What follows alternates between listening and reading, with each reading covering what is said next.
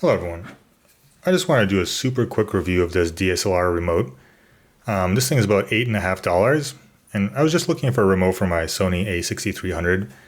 I didn't really want to spend a lot, and I just kind of looked on Amazon, and this had a 3.5 to 4-star reviews. It was super cheap, and I got it. And I just want to say that I've been very impressed with this remote. So it works great. Comes with a battery. It has a 3-volt battery inside. And I really didn't even look at the functions of this too much before I purchased it, as all I really wanted was to be able to video record with the remote or take a photo. And to my surprise, this actually has quite a few features. You can access the menu, you can delete pictures, you can browse photos, you can a video record, you can do a 2-second timer. You can pretty much access all the functions of the camera with this super cheap remote.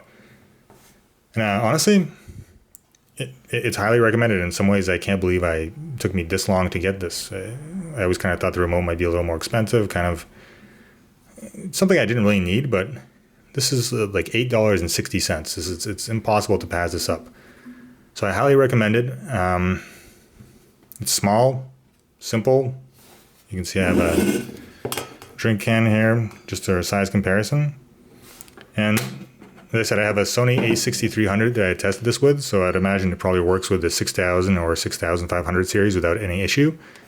But yeah, just grab this remote. Honestly, it works great. I just actually wanted to point out one thing.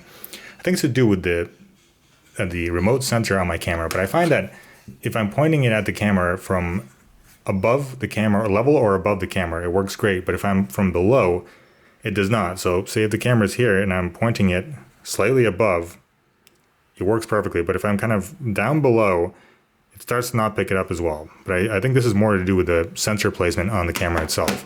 So this could be different based on what camera you have.